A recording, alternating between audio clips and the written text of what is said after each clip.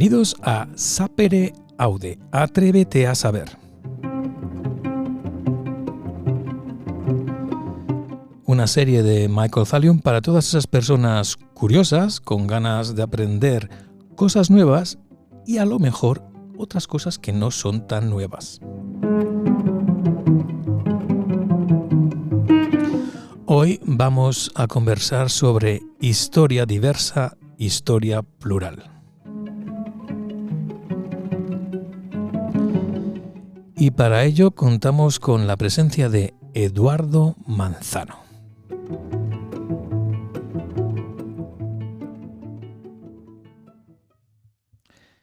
Cuando las pasiones del pasado mezclan sus reflejos con los prejuicios del presente, la mirada se turba sin remedio. Además, para penetrar una conciencia extraña separada de nosotros por el intervalo de las generaciones, resulta casi necesario despojarse del propio yo. Esta es una cita de un historiador francés, Marc Bloch, que aparece en el libro de Eduardo Manzano, que lleva por título España diversa. Buenas tardes, Eduardo. Hola, ¿qué tal? Buenas tardes. Gracias por querer participar en esta serie de Sapere Aude. Hoy vamos a intentar hablar de historia, todo lo que podamos. Pero antes que nada, la primera pregunta, ¿quién es Eduardo Manzano? Bueno, yo soy un investigador, soy profesor de investigación aquí en el Consejo Superior de Investigaciones Científicas y llevo pues toda la vida dedicándome a lo que más me gusta, que es a escribir historia, a investigar en historia, y he tenido el gran privilegio de poderlo hacer, ¿no? Y durante muchos años, más quizá de los que a mí me gustaría, llevo trabajando fundamentalmente sobre Al-Ándalus, sobre lo que antes se conocía como la España musulmana, pero que hoy preferimos denominar Al-Ándalus, en general sobre la Edad Media en España, ¿no? En nuestro país. Y bueno, pues he tenido una trayectoria académica ya muy larga, con distintas estancias fuera en el extranjero, etcétera, etcétera, etcétera, pero básicamente yo me definiría pues eso, como un historiador medievalista, que ha sido el ámbito de mi especialización. ¿Y qué es lo que te llevó a la historia? ¿Por qué la historia y no las matemáticas? Bueno, porque yo no soy muy ducho en matemáticas, soy bastante torpón con las matemáticas, aunque es un tema que me apasiona. Y la historia, pues, no lo sé, la verdad, porque en mi casa había bastantes libros de historia. A mi padre le gustaba mucho la historia y yo creo que me empecé a aficionar a los libros, como siempre ocurre en casa, ¿no? Que tienes libros, algunos de ellos estaban muy bien ilustrados, me gustaba mucho verlos y bueno, y en el colegio era quizá la asignatura que mejor se me daba. Ya has comentado que tu especialidad ha sido Al-Ándalus y la historia medieval. ¿Qué es lo que uno puede aprender de esa Edad Media de Al-Ándalus y que pueda aplicar a la España o al planeta en el que vivimos actualmente?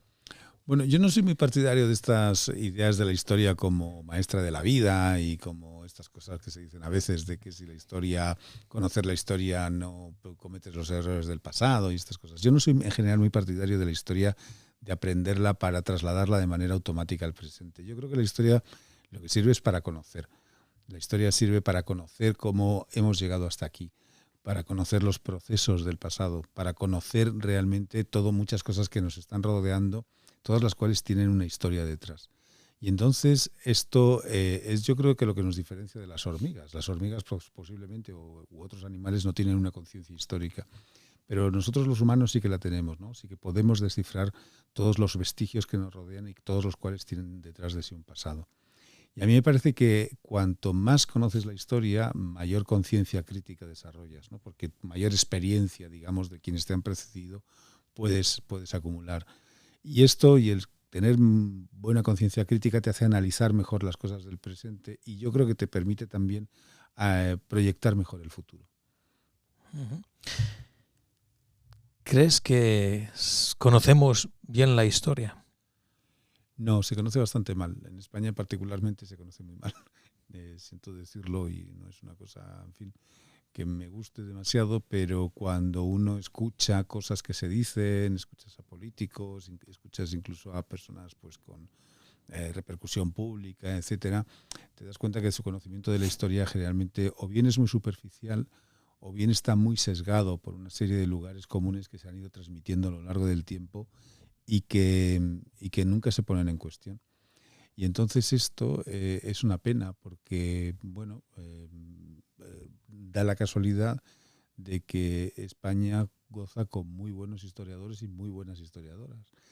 Durante los últimos 30 o 40 años ha habido un auténtico boom de estudios históricos en nuestro país. Y este enorme boom de estudios especializados muchas veces no se ha trasladado a la ciudadanía. ¿Por qué razón? Bueno, quizá parte de la culpa la hemos tenido nosotros, que no hemos sabido contactar con las preguntas que nos hacía la sociedad. Quizá también es un problema de educación. Este país ha habido un problema real, que es el de que no se ha sabido qué historia enseñar, cómo enseñar la historia y para qué enseñarla.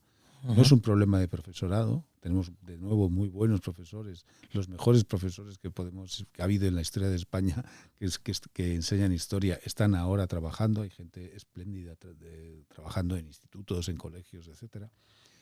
Pero quizá ahí donde hemos tenido ha sido un problema, como digo, de qué historia enseñar, cómo enseñarla y para qué enseñarla, ¿no? Y esto quizá es algo que no hemos decidido como sociedad hasta ahora, ¿no? O sea, que la culpa se reparte en parte entre los historiadores que no han sabido difundir esos conocimientos y entre, vamos a decir, la sociedad. Sí, yo creo que nunca hay que echar la culpa a los otros, ¿no? Lo primero siempre tienes que hacerte tú una autocrítica, ver qué cosas no has hecho bien, ver qué cosas a lo mejor nos hemos metido a veces demasiado en los laberintos de la excesiva especialización, a veces en el lenguaje ultra especializado o demasiado abstruso a veces. A veces no hemos elegido bien los temas de investigación, a veces no hemos elegido aquellos temas que daban respuestas a muchas demandas que se estaban planteando. A veces hemos siempre ido un poco a la muletilla de, bueno, es que eso es más complicado de lo que parece, y esa es una manera siempre de eludir un poco los problemas. Y luego también es verdad que muchas veces la conversación ha estado monopolizada por personas pues que, en fin, que se han arrogado el papel de historiadores y que en cambio pues no siempre tienen esa formación. La parte bonita de la historia siempre tiene una cosa, y es que cualquiera puede hacerla, ¿no? Cualquiera que sepa leer y escribir, en principio puede escribir historia. Claro, luego lo que pasa es que hay una especialización que te da pues el haber leído mucha historia, el haber escuchado, el haber tenido muchas conversaciones sobre historia, el tener una mirada histórica que a veces pues parece que es una cosa simple, pero no lo es. Es como cuando, yo qué sé, pues una persona que sabe de arte pues sabe mirar las obras de arte de una manera distinta a quienes no sabemos como esta persona, ¿no? Y quieras que esto también te da una cierta manera o una cierta forma de poder entender el pasado, bueno, pues más coherente, o que te permite hacer unas interpretaciones más coherentes. Y luego también otro de los problemas que ha tenido también la historia en nuestro país es que muchas veces ha estado demasiado marcada por las identidades del presente, ¿no? Es decir, muchas veces los historiadores nos hemos dejado llevar un poco por lo que han sido pues nuestras propias identidades, ¿no? De tal manera que hemos tratado de certificarlas o de validarlas o de hacer creer a la sociedad que han existido siempre pensando y buscándolas en el pasado, ¿no? Y eso a veces nos ha hecho hacer una historia que no es demasiado buena historia, ¿no? Leyendo tu libro España Diversa, que antes de que empezásemos a grabar este episodio te he dicho que es un libro que me ha gustado mucho por cómo está redactado, que se lee fácilmente en el sentido de que no es un libro para eruditos con notas a pie de página, sino es un libro para leer, hombre, evidentemente con ciertos conocimientos de historia, pero aún no teniéndolos, resulta muy llamativo el enfoque que tú le has dado de hechos que son conocidos por buena parte de personas, pero tu perspectiva les da una nueva luz. Y quiero leer una cita de tu libro al respecto de esto que llamamos Historia de España y luego comentamos. La primera historia de España, planteada de manera explícita como la de todo el territorio ibérico, fue compuesta por un autor árabe que escribía en la Córdoba de los Omeyas en pleno siglo X. Naturalmente, tal olvido se debe a que ese autor, Ahmad al-Razi, escribía en árabe, era musulmán y no empleaba Hispania para referirse a la península, sino al Andalus, un nombre que aparece ya inscrito en las monedas acuñadas poco después de la conquista del año 711, aunque no sabemos con certeza de dónde viene y por qué los árabes decidieron cambiar la antigua denominación Hispania. Esta cita, esto lo escribes en tu libro, al respecto de que muy poca gente menciona a este historiador árabe, que fue en realidad el primero que escribió una historia sobre España, que para ellos era Al-Ándalus. Claro, eso es muy curioso, es muy interesante, ¿no? Evidentemente, pues había habido ya, pues, antes de Ahmad al-Razi, se han escrito, por ejemplo, las crónicas astures de finales del siglo IX, pero no se conciben como una historia de España tal cual. Ahmad al-Razi lo concibe así, una historia de Al-Ándalus, prácticamente desde los primeros pobladores hasta la época en la que él vive. Y esto es algo bastante revolucionario, porque él además hace una cosa que es muy interesante, y es que inicia la obra con una descripción geográfica de toda la península. Y es una descripción geográfica que él parece tomar de autores clásicos, y lo que viene a decir es, bueno, hemos llegado un poco como al culmen de la historia, ¿no? El califato de Córdoba es el culmen de todo lo que ha ocurrido en este país hasta la fecha, ¿no? De los tiempos de los romanos, de los tiempos de los visigodos y después de la conquista de los árabes. Y Ahmad al-Razi es un personaje muy, muy interesante, ¿no? Realmente no sabemos mucho de él, pero él era descendiente de un mercader, él era hijo de un mercader persa que había recalado aquí en Córdoba y que había muerto, y él, su padre murió cuando él era muy joven, parece ser un niño, y fue educado en la corte cordobesa. Y lo que es interesante de Ahmad al-Razi es que concibe este proyecto de una manera, bueno, bastante inédita para la época, ¿no? Pues estamos en pleno siglo X. Entonces, bueno, lo que yo trato de decir con esto es que a lo largo de la historia de España ha habido muchas historias de España muy distintas. Es decir, gente que ha escrito una historia de España pensando que en su momento iba a culminar la historia y que no iba a cambiar nada. Claro, cuando Ahmad al-Razi escribió esta obra a mediados del siglo X, no sabe que 80 años más tarde el Califato Omeya de Córdoba va a desaparecer por completo. Y su lugar lo van a tomar los reinos de taifas. Pero aún así su obra tiene una gran influencia posterior. Sabemos que es utilizada por cronistas medievales cristianos, como por ejemplo Jiménez de Rada, el propio Alfonso X el Sabio en la primera crónica general también lo utiliza. La obra de Ahmad al-Razi va a ser después traducida al portugués y después va a ser traducida al castellano. Es decir, que es una obra que va arrastrando después muchísimas influencias posteriores. Y a mí lo que me interesaba un poco señalar en este primer capítulo era esta idea, ¿no? De que siempre ha habido historias de España en el pasado, pero de unas Españas que son muy distintas a las Españas que hoy tenemos. Es decir, que la idea de España ha ido cambiando mucho a lo largo del tiempo, ¿no? Que no hay una esencia de España que, digamos, esta es única, inmutable desde los romanos o desde los visigodos hasta nuestros días, ¿no? Sino que se han ido escribiendo historias de España, pues, digamos, de acuerdo con las necesidades políticas o sociales que había en cada momento, ¿no? Y además España tenía configuraciones muy diferentes en cada instante, ¿no?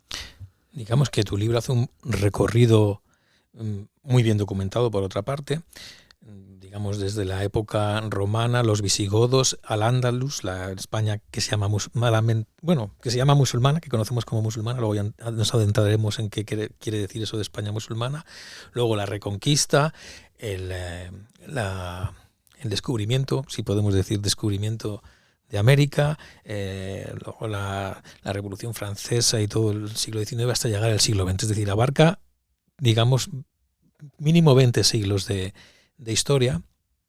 Y decía antes que el enfoque que tú le das da una nueva luz a hechos que ya conocemos. Uno, por ejemplo, es el que acabo de mencionar, que haya una historia de España que muy poca gente conoce, porque se escribió en árabe y no en español. Y no aparece la palabra Hispania, sino Al-Ándalus. De esa reconquista que está ahora tan de moda en España, ¿qué tienes tú que decir al respecto? Yo ya he leído el libro y sé lo que opinas, pero para quienes eventualmente nos escuchen. Bueno, ahora mismo hay como mucha discusión sobre el término reconquista, ¿no? Sobre si existió, sobre no sé si no existió la reconquista y estas cosas. Bueno, yo, en fin, por un lado me parece que no tiene ningún sentido negar que hubiera una reconquista, es decir, es evidente que a lo largo de la Edad Media, pues desde muy poco tiempo después de la conquista árabe, comienzan a generarse una serie de núcleos en el norte de la península de gente que, digamos, rechaza el dominio que han establecido en los árabes. Curiosamente, además, esto es muy interesante porque estas resistencias surgen en zonas montañosas, ¿no? Contrariamente a lo que se suele pensar, el dominio árabe se instaura mejor en zonas urbanas que no en las zonas montañosas. Y eso les ocurre a los árabes aquí en la península y les ocurre también en otras zonas. Lo que pasa es que aquí en la península va a haber como dos factores que son muy importantes, ¿no? Por un lado, el hecho de que dentro de la conquista árabe participan elementos árabes, pero también elementos bereberes que no están bien integrados todavía en ese momento en la sociedad árabe, y va a haber una serie de rebeliones que van a permitir que el norte se les quede a los gobernadores árabes un poco lejano y difícil de controlar. Y luego, por el otro lado, hay otro hecho fundamental al que generalmente no se le da mucha importancia, y es el surgimiento del Imperio Carolingio, ¿no? Que va a apoyar mucho estas zonas de estos núcleos de resistencia en el norte. Entonces, bueno, es evidente que a partir de ese momento, pues estos cristianos se van a ir expandiendo por una serie de razones, pero lo que y que incluso hay una legitimación ideológica que está clarísima prácticamente desde finales del siglo IX, incluso antes, incluso desde mediados, de que este es un territorio que se ha perdido por los pecados de los cristianos y hay que volver a recobrarlo de alguna manera. Y además hay que tener en cuenta que esto es el único territorio afectado por las conquistas árabes donde surge esta idea de reconquista, o por lo menos que yo conozca, lo cual es interesante también. Y luego hay muchos testimonios a lo largo de la Edad Media en la que se habla de cómo los cristianos pues efectivamente tienen esta ideología. Lo que ocurre es que esta ideología, tiene dos cosas, que es que por un lado sufre después muchos, es decir, no se activa siempre, en algunos momentos se activa, cuando quieres emprender una campaña militar pues se activa, pero en otros momentos pues no está en primera línea, no es la principal preocupación de muchas gentes, incluso de muchos monarcas. Tampoco te permite explicar cómo a veces pues los cristianos están en los ejércitos de los musulmanes o viceversa, es decir, que no todo es un blanco y negro.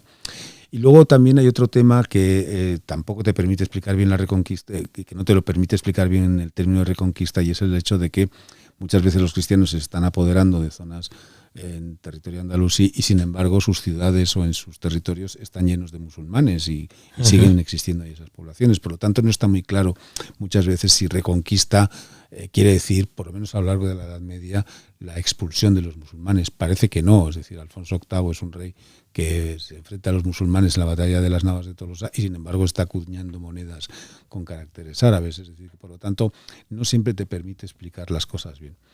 Y luego el problema con Reconquista es que ha sido utilizado mucho pues para definir los orígenes de la nación española, ¿no? Como si la nación española hubiera nacido a través de la Reconquista. Y esto tiene dos problemas. El primero, que une la idea de nación española con la religión cristiana, y esto pues a la hora de definir la nación española ha creado siempre problemas bastante grandes. Y luego, en segundo lugar, que mucha gente considera que si no comulgas con esta idea de la Reconquista como origen de la nación, pues entonces no eres un buen español, o eres un anti-español, ¿no?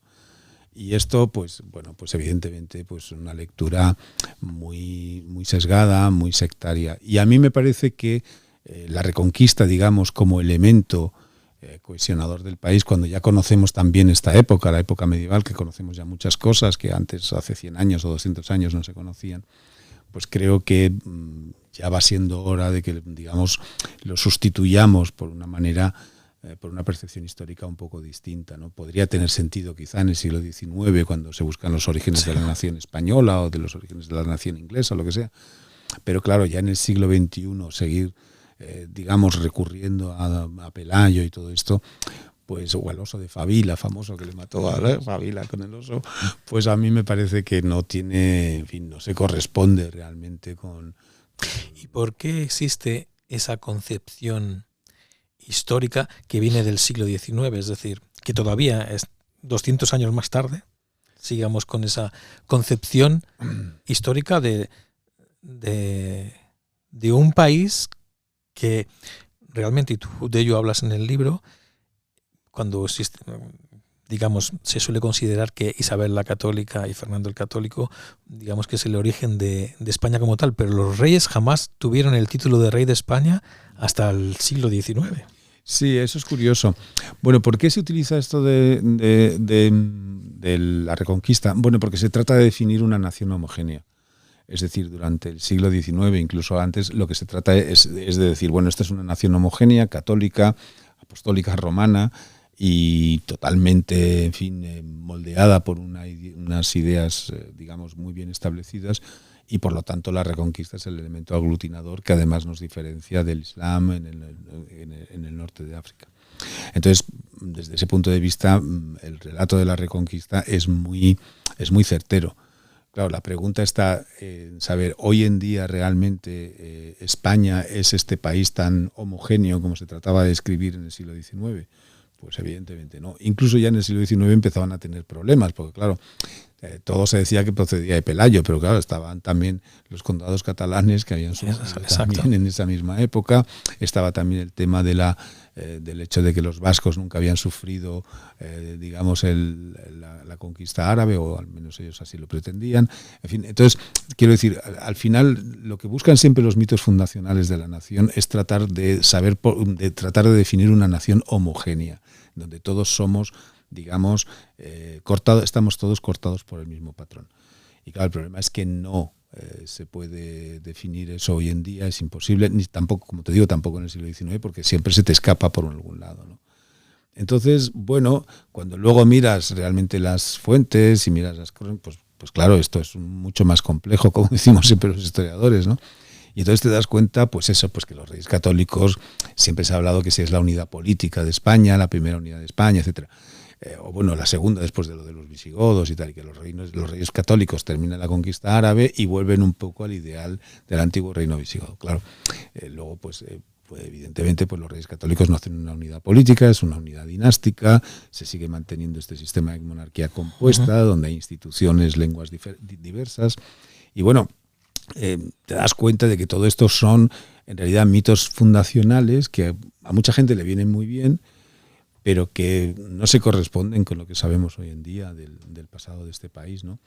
Y la parte interesante de ello es que, o la parte que a mí me parece que es más, no sé, más significativa de ella, es que ese pasado en sí mismo es tremendamente interesante. Es decir, que es mucho más interesante que no esta visión esquemática, sesgada y un poco sectaria que la que tenemos. Y ahí es donde yo creo que el conocimiento pues puede ofrecer el conocimiento histórico puede ofrecer muchos datos, ¿no? Y puede ser una gran herramienta, pues como digo, de crear conciencia crítica. De hecho, puede ser que a muchas personas, corrígeme si me equivoco, porque aquí el historiador eres tú y no yo, muchas personas les llamará la atención que la primera vez que se utiliza el concepto de rey de España lo hace Napoleón con su hermano.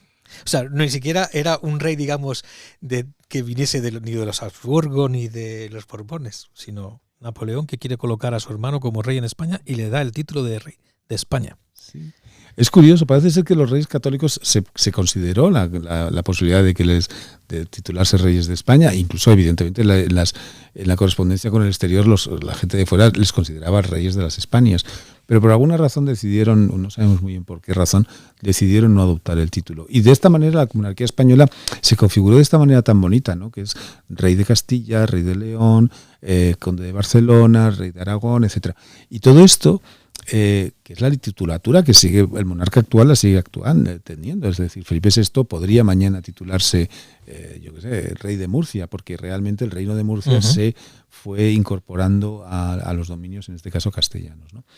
Y esto es interesante, ¿no? Porque te demuestra que efectivamente pues, toda la configuración de la monarquía hispana tuvo este elemento de diversidad en la que se iban incorporando territorios, algunos pues por uniones dinásticas, otros por conquista, otros por otra serie de motivos, ¿no? Y esto, pues bueno, a mí me parece que de nuevo nos pone como en una situación un poco distinta, ¿no? A la que siempre nos hemos imaginado con esos reyes católicos que instauran una unidad y ya se ha acabado y prácticamente se mantiene hasta nuestros días sin ninguna fisura, ¿no? Cuando realmente pues no ves luego los textos y ves que no, que está constantemente, que esto siempre está ahí, siempre estos elementos diversos siempre están ahí funcionando, ¿no? Vamos ahora a hablar de los historiadores, porque historias de España se han escrito muchas en todas las épocas y hay historiadores, toda simplificación es inexacta, pero vamos a decir, hay vamos a decir que hay historiadores nacionalistas españoles, historiadores nacionalistas catalanes, historiadores nacionalistas vascos, y a saber si ya hay historiadores nacionalistas de cualquier región española. ¿Qué de verdad tiene cada uno de ellos, si es que tienen verdad alguno de ellos, o es todo exagerado para justificar una identidad? Y sobre todo también me interesa que hables, que en tu libro sí que lo abordas, la identidad que se hace con lengua y nación. Bueno, eso es un problema que podríamos estar hablando varias horas de eso. Bueno, primero lo de qué de verdad hay o qué de verdad no hay, yo generalmente trato de esquivar este tipo de preguntas, ¿no? No me parece que haya que establecer si esto es verdad o no es verdad, si esto es así o esto es así. Quiero decir, hay datos y esos datos pues los podemos utilizar y los podemos contrastar, ¿no? Pero yo creo que cualquier historiador que te dice esta es la verdadera historia de España es un mal historiador. Cualquier persona que te dice esta es la historia definitiva de tal asunto es un mal historiador, porque nunca es... La historia es una cosa que se va construyendo continuamente, ¿no? La vamos tejiendo y destejiendo. Y por lo tanto, a mí no me gusta plantear la cuestión de la historia en términos verdaderos, o que mi historia es la verdadera frente a otras personas que dicen esto y que la suya no es la verdadera, ¿no? Bueno, esto sería un poco complicado, sería muy largo de explicar, pero bueno, en última instancia, al final, como digo, la historia como una construcción social la vamos haciendo entre todos y al final vamos adoptando el tipo de historia que socialmente acordamos entre todos. Hay una parte de consenso también que es muy importante. ¿Qué ocurre? Pues que evidentemente la historia de España responde a esta pulsión nacionalista española, la historia de Cataluña responde a una pulsión nacionalista catalana, la del País Vasco, la de Galicia o la de Andalucía, etcétera. Y ahí quizá los historiadores, pues bueno, hemos respondido a esas demandas o a esas pulsiones sociales o políticas que han existido, ¿no? Y eso es así. ¿Cuál es el problema? Que yo creo que que en este proceso nos hemos ensimismado todos mucho, ¿no? Hemos dejado de mirar a las cosas que nos resultan ajenas, ¿no? Aquello que no es lo propio. Y esto ha tenido lugar en los últimos 30 años, ¿no? En que de alguna manera pues no nos hemos interesado en lo que ocurre fuera, pues yo que sé, que hacen, yo que sé, por ejemplo, el Reino de Castilla en la Edad Media, pues no les suele interesar mucho lo que ocurre en Cataluña por las mismas fechas y viceversa, ¿no? O gente que trabaja en el anarquismo andaluz, pues no muchas veces se ha preocupado de ver qué es lo que ocurre con el anarquismo en Cataluña, ¿no? Y estas cosas, y esto yo creo que no ha sido bueno, nos hemos ido encerrando todos un poco, nos hemos ido ensimismando. Bueno, hay también muchos motivos, también hay unos marcos políticos, las financiaciones a veces vienen de las comunidades autónomas que les interesan que tú hagas un proyecto sobre tal tema o lo que sea. Yo me acuerdo que hace unos años, durante muchos años, por ejemplo, había congresos de arqueología medieval en España y por una serie de razones no se celebraron o no se han celebrado durante bastantes años. Y de repente hace unos años, o hace pocos, no sé si fueron 2 o 3 o 4 años, se volvieron no sé si fue antes o después de la pandemia, se volvieron a celebrar y mucha gente no sabía lo que se estaba haciendo en arqueología en el mismo periodo en zonas muy distintas del territorio, ¿no? Lo cual era bastante curioso. No se habían enterado porque cada uno publicaba por su lado y no tenían esta idea un poco global. Claro, luego está el asunto de las lenguas. Cuando tú defines una identidad, pues la tienes que definir bien a través del pasado, de la reivindicación de los héroes del pasado, o bien a través de los elementos culturales. Y claro, el elemento cultural más fuerte siempre es la lengua, quieras que no. Porque claro, también podrías ir a la religión, pero hoy en día la religión no tiene este carácter aglutinador que tenía en el pasado, ¿verdad? En cambio, la lengua sí que lo tiene. Y entonces, de nuevo, ahí ha ocurrido un tema que a mí me parece que es un poco... que a mí personalmente me da un poco de pena, ¿no?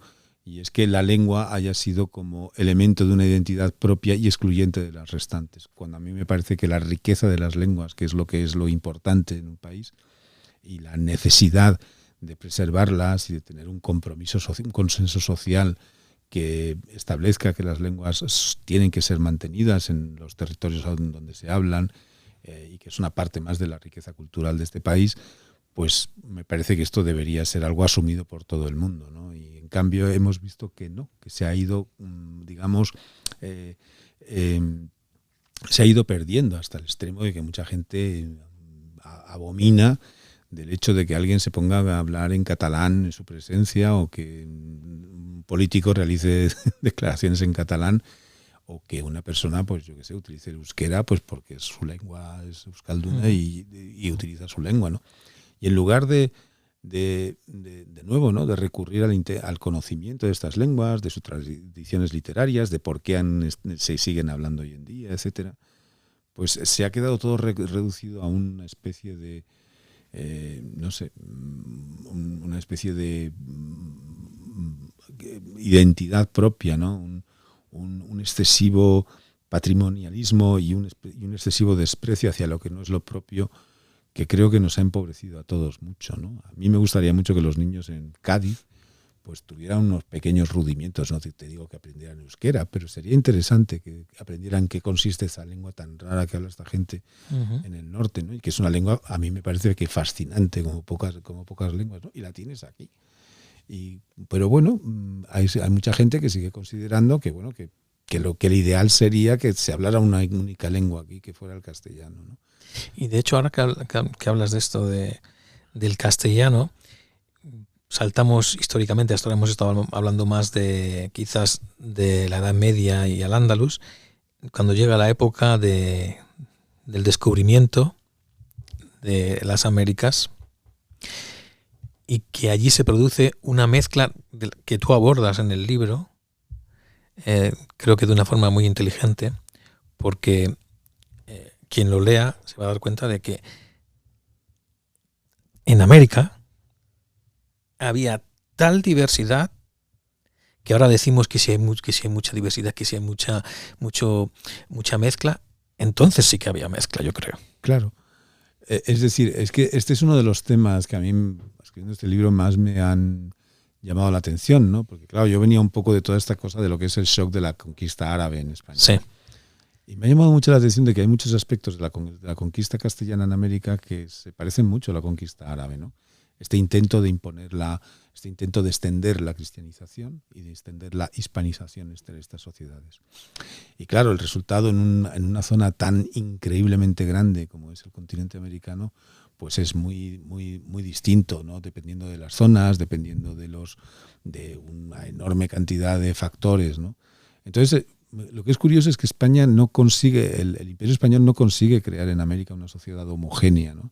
Sino todo lo contrario, una sociedad muy mestiza, una sociedad en la que hay muchos elementos donde, bueno, una de las cosas que se sigue manteniendo muchas veces son las lenguas como el aymara, etcétera, que se han seguido manteniendo hasta nuestros días, y que, por cierto, aquí la gente en España ahora, cuando te encuentras con gente que viene de Paraguay, siguen utilizando el aymara para hablar entre ellos, cosa que a mí me sorprende mucho, ¿no?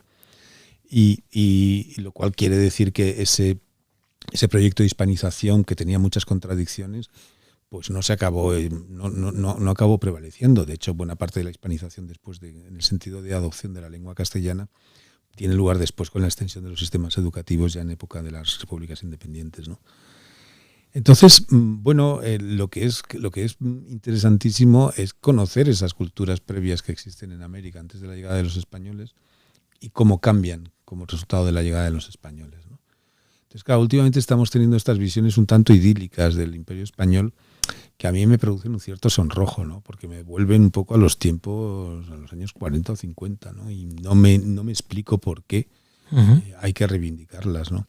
Cuando realmente pues es bien conocido que, bueno, pues la llegada de los españoles rompe las sociedades precolombinas, por supuesto que te llevan una serie de enfermedades, en fin, y bueno, y produce unos cambios que, como digo en esa cita de Marc Bloch, no nos corresponde a nosotros el juzgar si fueron buenos o fueron malos, eso no tiene ningún sentido.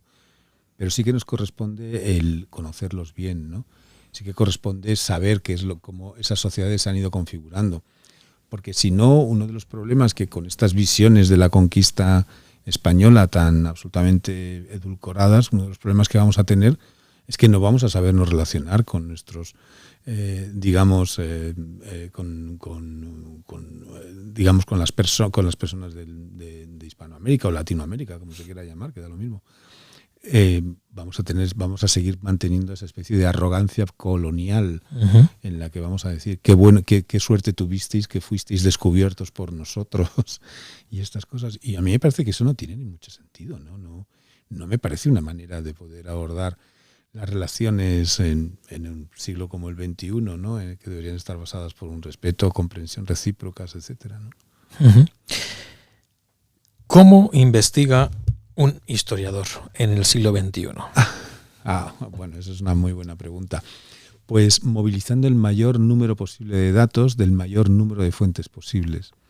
Entonces, el historiador generalmente hace 20, 30 o 40 años única y exclusivamente se limitaba a los textos y trataba de seguir solamente la pista de los textos. Y hoy en día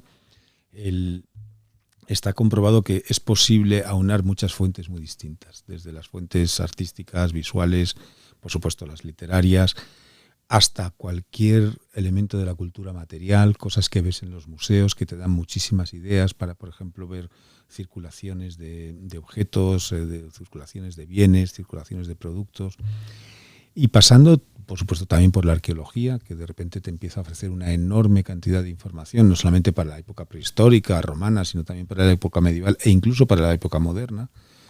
Y entonces una cosa maravillosa que hoy en día tenemos es que antes todas estas fuentes de información o todas estas fuentes históricas estaban muy dispersas en muchos sitios, en muchas publicaciones, y hoy en día, pues gracias a Internet, las tenemos prácticamente accesibles con mucha rapidez.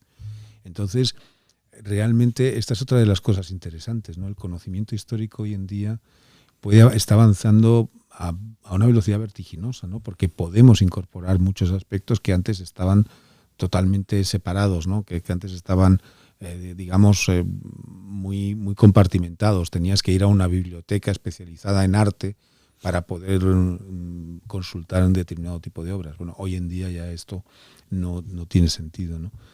Entonces, lo que es interesante es que estas grandes posibilidades que abre ahora el conocimiento histórico, las nuevas herramientas que tenemos, de nuevo, yo creo que no las estamos utilizando suficientemente, ¿no? Para hacer una historia mucho más global, en cierto sentido, para hacer una historia mucho más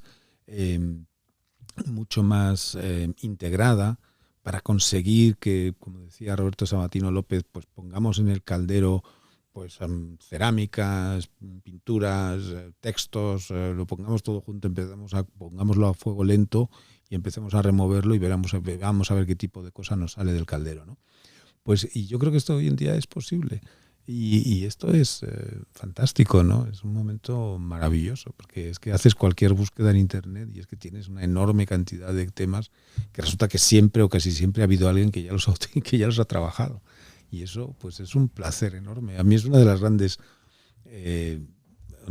placeres que me ha dado este libro, ¿no? Aparte de que tengo la suerte de tener una de las grandes bibliotecas de este país de humanidades aquí en el Consejo. Sí. Aparte de eso es que resulta que luego tienes estos recursos en línea en el que de repente alguien te dice, pues tal cuadro, tal no sé qué, pum, vas, lo miras y de repente puedes entender ese cuadro, lo que es, etcétera, ¿no? De hecho, tu libro España Diversa viene con algunas ilustraciones de las que hablas en el texto y algunas muy curiosas. Por ejemplo, la representación de los judíos en ciertas pinturas medievales o las inscripciones en árabe en tumbas de cristianos, por ejemplo. Sí, eso es fantástico. Que llama mucho la atención para alguien que no conoce bien la historia. Claro, es que, pero de nuevo, ¿no? Es decir, una de las cosas que, por ejemplo, pues este es un tema que últimamente se está trabajando mucho, ¿no? Que es el de la racialización de los judíos en pinturas, ¿no? En el arte occidental. Las primeras representaciones de judíos representan a los judíos pues como gente simplemente que no se diferencia físicamente del resto. Solamente van con un cierto tipo de tocados o con un cierto tipo de vestidos. Y sin embargo, a lo largo de la Edad Media se empieza a producir una racialización cada vez mayor, ¿no? Con esta imagen del judío tópica, ¿no? Que sí. Persona de nariz aguileña, con unos rasgos, unos pómulos muy, muy acusados, etcétera, ¿no? Y esto es un proceso de estereotipo de la imagen del judío. Los judíos no se distinguen absolutamente en nada de una persona, digamos, de un europeo occidental. Es decir, había un historiador que lo decía con mucha sorna, ¿no? Que decía, bueno, es que yo recuerde, era de origen judío, decía, bueno, que yo recuerde, nunca nadie en la Edad Media muchas veces a los judíos se les obligaba a llevar una distintivo en la vestimenta, ¿no? Para distinguirles de los cristianos. Y decía, Ruggiero Romano decía, bueno, que yo sepa, jamás en Estados Unidos a la comunidad negra a nadie se le ha ocurrido ponerles un distintivo, porque evidentemente se les distingue bien. Pero a los judíos sí que se les obligaba, porque evidentemente pues eran personas que tenían los mismos rasgos que cualquier otra persona, ¿no? Bueno, pues, y sin embargo, el arte visualmente se empieza a generar esta visión muy racializada de los judíos, que ya se puede ver en las partidas, y que si tú miras todas las... Perdona que te interrumpa, porque estamos hablando de conceptos históricos, y una persona que tenga cierto conocimiento histórico, eso de las partidas no le suena ajeno, pero explica qué son las partidas para quien no lo sepa. En las partidas, que es en las cantigas de Santa María, en el libro de las cantigas de Alfonso X el Sabio, que aparece ahí en el siglo XIII. Entonces, en las ilustraciones de las cantigas aparece esto, ¿no? Este elemento de racionalización del judío. Y una de las cosas interesantes, por ejemplo, yo cada vez me he ido fijando cada vez más en todos estos cuadros que hay siempre de descendimientos, de la pasión, de la crucifixión de Jesucristo, etcétera. Puedes ver siempre, se puede muchas veces ver a los judíos perfectamente retratados, ¿no? Como estos personajes malignos que están de alguna manera maltratando al Salvador. Y esto es una cosa que cuando empiezas a ver te das cuenta de que nosotros mismos somos herederos de toda esta idea de la racialización del judío, ¿no? Que no solamente no ha ido en descenso, sino que incluso ha ido a veces en aumento. Lo mismo ocurre con los árabes, ¿no? Hace poco la gente sigue teniendo estas ideas extrañas, ¿no? Decía, es que eran rubios los omeyas y con los ojos azules.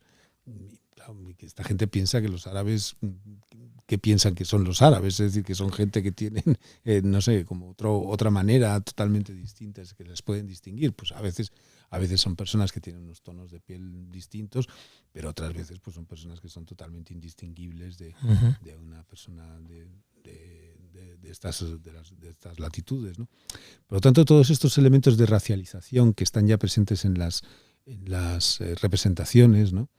Pues son muy interesantes de verlos, cómo se van configurando, cómo nos han ido creando unos estereotipos, ¿no? Con los que hemos seguido funcionando muchas veces.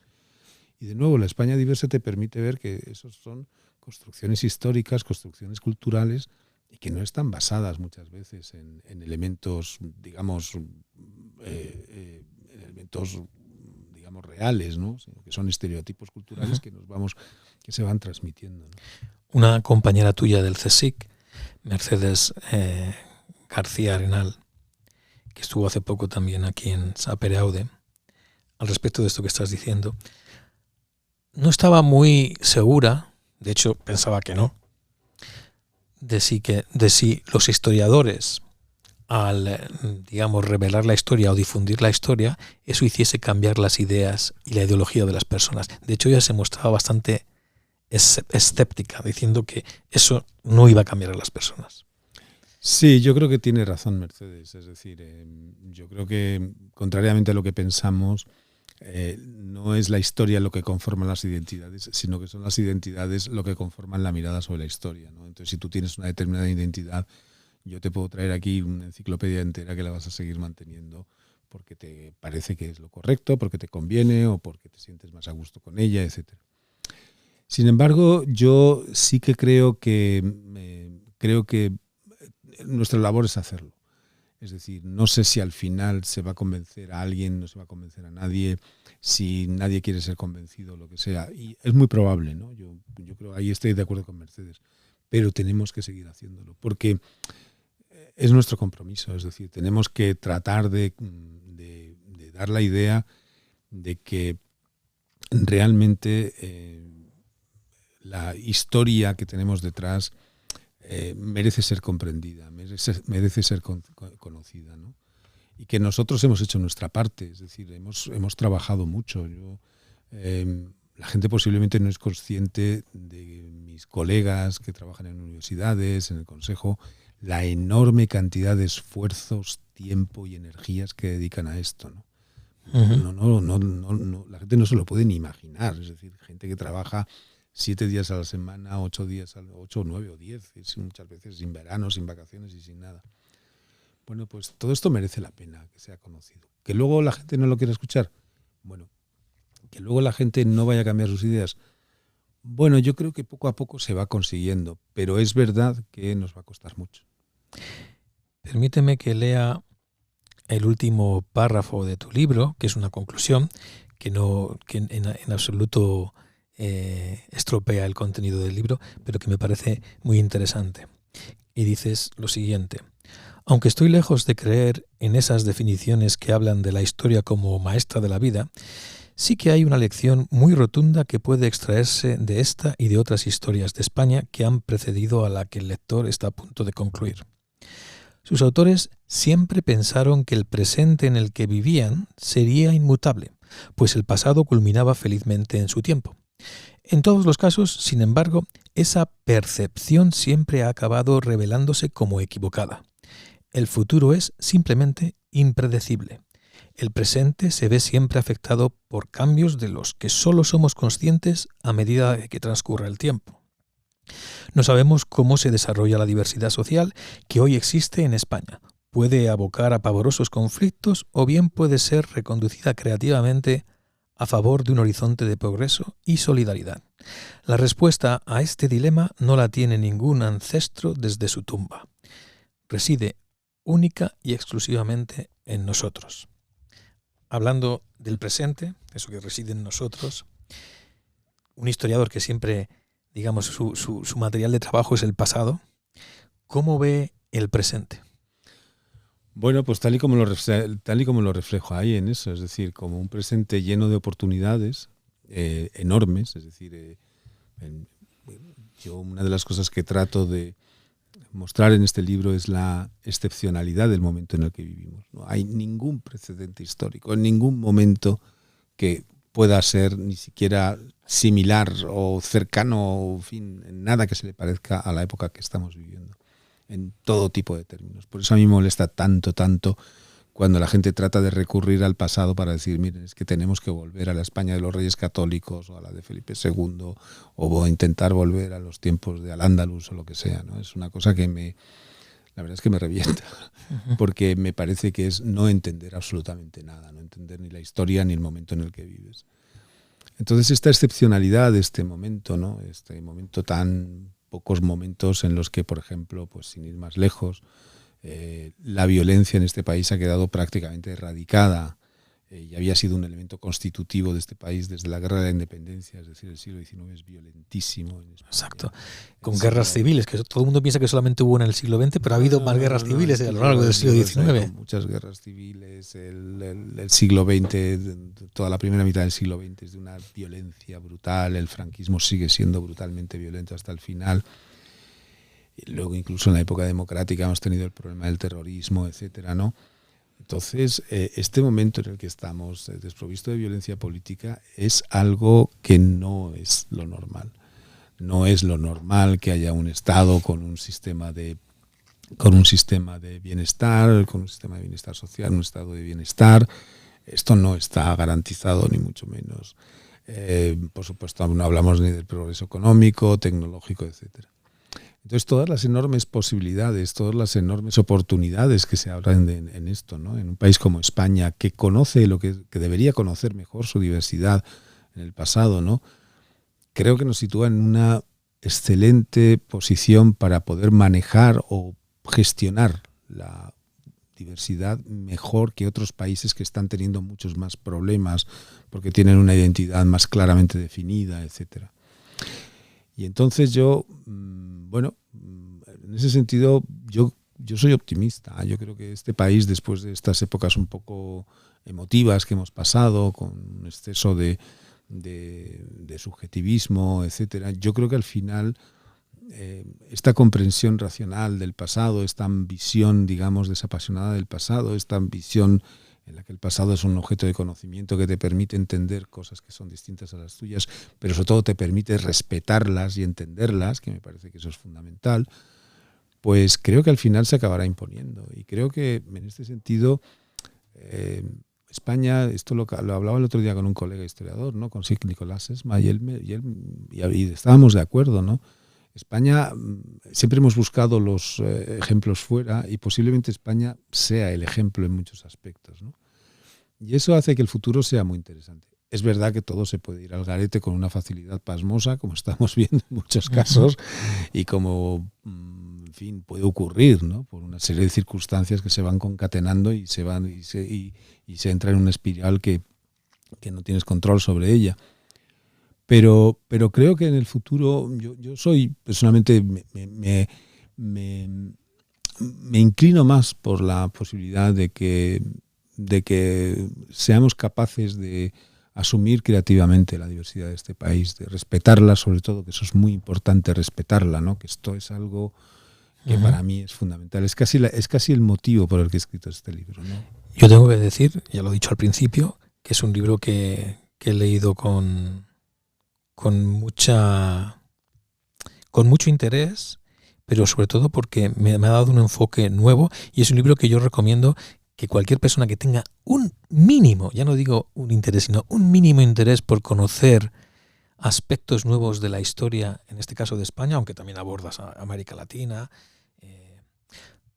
pues que lo lea, porque no hay nada como abrir la mente, y además esta serie se llama Sapere o Atrévete a saber, pues que quien quiera atreverse a saber, que lo lea, y también que lo rebatan, claro, y que lo discutan, porque de eso se trata. El pensamiento crítico consiste en eso. Exactamente.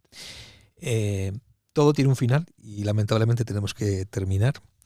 Hay una sección que siempre es fija, que son 2 preguntas y una petición. Y la pregunta que siempre hago: si tuvieses que recomendar un libro que alguien tiene que leer antes de morir, ¿qué libro recomendarías? No me lo esperaba.